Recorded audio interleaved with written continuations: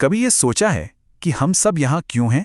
हमारा असली मकसद क्या है? तो आज हम इन्हीं सवालों पर एक आध्यात्मिक नजर डालेंगे और एक ऐसे सफर पर चलेंगे जो हमें हमारे होने के मतलब तक ले जाएगा। जरा सोचिए, अगर आपको ये पता चल जाए कि आपके शहर में एक बहुत बड़ी बाढ़ आने वाली है, तो आप क्या करेंगे? क्या आप बस बैठे रहेंगे? नहीं ना, आप तैयारी करेंगे, बचाव के तरीके सोचेंगे। ये विश्लेषण इसी दमदार विचार से शुरू होता है कि मानवता को भी आने वाली चुनौतियों के लिए ज्ञान और जागरूकता की सख्त जरूरत है। और यही वो सवाल है जो हमें सीधे उस बड़ी चुनौती की तरफ ले जाता है जिसके बारे में हमें जागरूक होने की जरूरत है। आखिर वो कौन सी बड़ी चीज है जिसके लिए हमें तैयार रहना होगा? तो चलिए सबसे पहले उस चेतावनी को समझते हैं जो आज मानवता के सामने खड़ी है।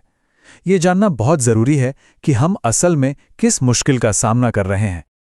आज के समय की एक बहुत बड़ी समस्या ये है कि सच क्या है ये तय करना ही मुश्किल हो गया है। हम सब ने देखा है कि कैसे लोग सोशल मीडिया पर या आपसी बातचीत में एकदम सीधे साधे तर्क और तथ्यों को भी नकार देते हैं। इससे ना एक बहुत गहरे कन्फ्यूजन की हालत पैदा हो रही है। ये स्लाइड एक बहुत बड़े बदलाव को दिखाती है। देखिए, पहले हम जानकारी के लिए उन वैज्ञानिकों पर भरोसा करते थे जो सालों साल किसी एक टॉपिक पर रिसर्च करते थे, लेकिन आज सोशल मीडिया के जमाने में तो कोई भी रातों रात एक्सपर्ट बन जाता है, भले ही उसे उस बारे में कुछ पता हो या ना हो। और यही बदलाव हमारे समाज की नींव को हिला रहा है।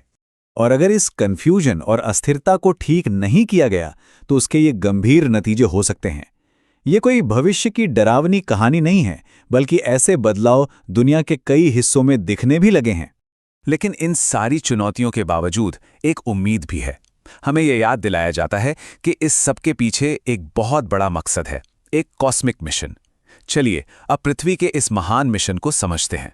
यहाँ एक बहुत ही दिलचस्प आइडिया सामने आता है कि ग्रहों का भी अपना एक एवोल्यूशन होता है, ठीक हम इंसानों की तरह। पृथ्वी का जो पिछला रूप था, जिसे पुराना चंद्रमा कहा गया, उसका मिशन था ज्ञान को हासिल करना। और अब हमारी पृथ्वी का नया मिशन है प्रेम का ब्रह्मांड बनना। और ये समझना बहुत जरूरी है कि हम इस ग्रह से अलग नहीं हैं। हमारा और पृथ्वी का विकास एक दूसरे से जुड़ा हुआ है।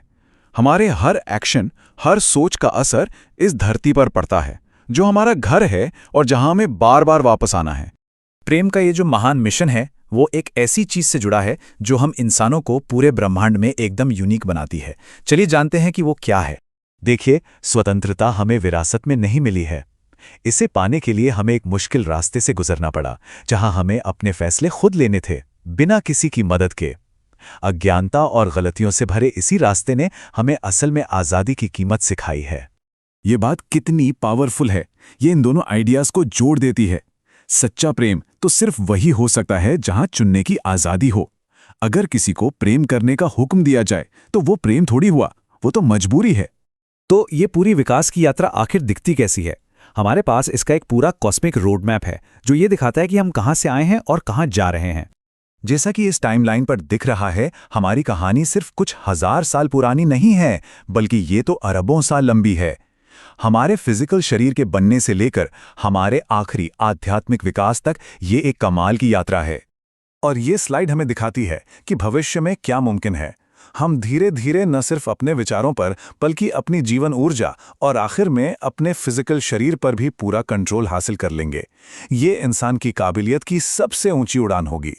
तो ठीक है, ये सब बहुत बड़ी बड़ी बातें हैं, लेकिन इस पूरी कॉस्मिक योजना का हमारे लिए मतलब यहाँ और अभी क्या मतलब है, ये सबसे जरूरी सवाल है। ये स्लाइड अतीत और आज के बीच का सबसे बड़ा फर्क दिखाती है। पहले समझिए कि आध्यात्मिक शक्तियां हमें पर्दे के पीछे से गाइड करती थीं, जैसे कोई कठपुतली चलाने वाला, लेकिन अब वो तार काट दिए गए हैं। अब हमें अपनी सामाजिक व्यवस्था खुद बनानी है, पूरी जागरूकता और पूरी जिम्मेदारी के साथ। इसको दूसरे शब्दों में कहें तो हम अब सिर्फ दर्शक नहीं हैं, हम इस कहानी के लेखक बन चुके हैं। हमारे काम या हमारा कुछ न करना यही तय करेगा कि मानवता का भविष्य कैसा होगा।